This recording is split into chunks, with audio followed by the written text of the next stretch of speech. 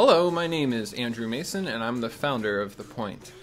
Now, behind The Point is this exciting new idea about how to organize people into groups to take action more effectively. You can use the tool for everything from organizing a tea party with your friends to staging a boycott against a multinational corporation. I put together this video to explain the idea in a little more depth. And sit back and relax. I've put together lots of stimuli in here to keep you engaged, including of the oral variety, the visual variety, and the taste sense.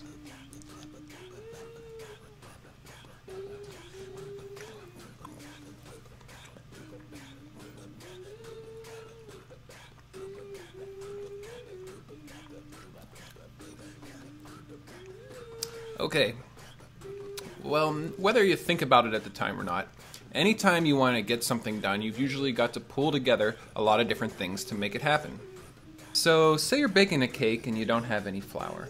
Well, you're obviously not going to just create a cake without any flour. You're going to wait until you get some, and then you're going to bake the cake.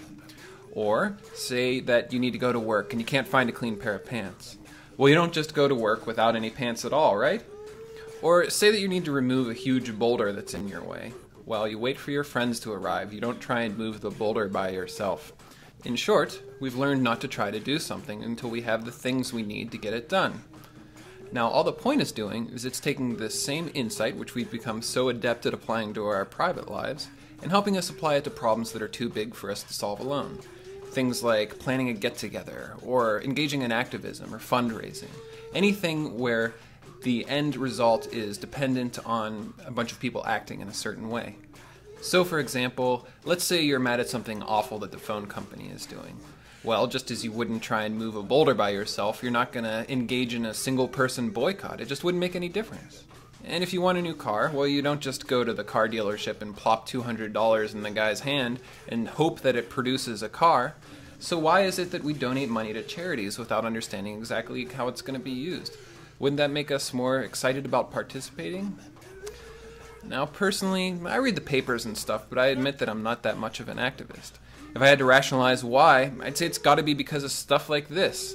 I don't like spending my time on things of uncertain importance. I mean, why would I want to go be another body in a protest when I could use that time to build software for a nonprofit? Or even better, I could build software for a bank and then use the money I make to pay 5 people to show up at that protest. Look, I'm willing to help. I just want to know that my time is going to be worthwhile. So when I hear that people aren't that involved these days in public life, I kind of understand why. I mean, I think people are just making practical judgments about the best way to use their time.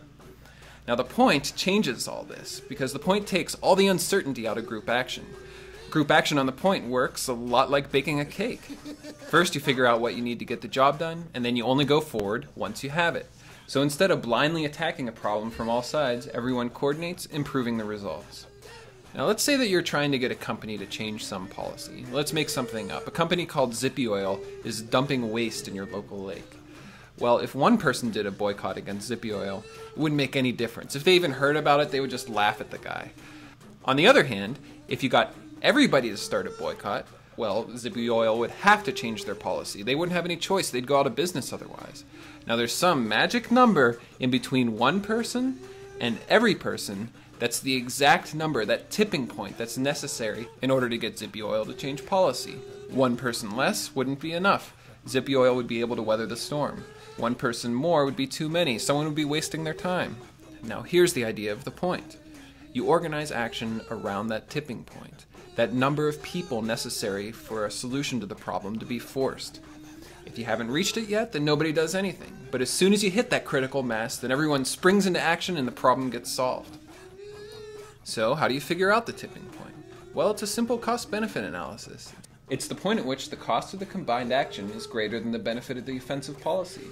From the same example, it would be the point at which the loss of revenue from boycotting customers becomes greater than the cost of building a waste treatment plant.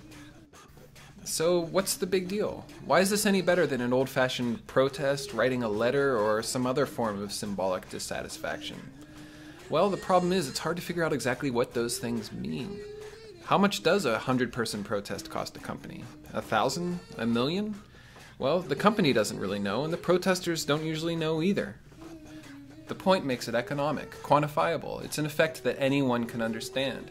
So instead of asking someone to invest their time or money in an effort with an uncertain result, they can know exactly what the effect is going to be up front. And people will be more likely to participate because of it. That confidence will get people off the sidelines and involved in the issues. Now, the tipping point idea also applies to raising money, so you can do that on the point too. Whether it's charity or raising money to buy something as a group, the catch on the point is that nobody's card gets charged until you reach that target amount, the tipping point, that you need to get done whatever it is that you want to get done. What's cool about this is that it enables these long shot causes, things that would otherwise never get accomplished.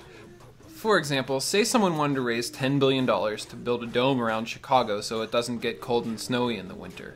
If this guy was fundraising in a traditional way, say he knocked on your door and was like, "Hey, I'm raising $10 billion for this far-fetched idea. Can you give me some money?" You'd be like, "No way. You're never going to get enough. I'd just be throwing my money away." But on the point, you only part with the money if you get enough to actually get the job done. So the question of, will this actually happen, you can throw that off the table, and all that's left is, what's this thing worth to me? Well, to me personally, something like that would be worth thousands of dollars. And if it would be worth that to you, then join my campaign at thepoint.com/campaigns/Chicago-winter-dome. Thanks. So fundraising activism, what's the similarity here? The point helps you take all the risk out of getting involved in these group actions.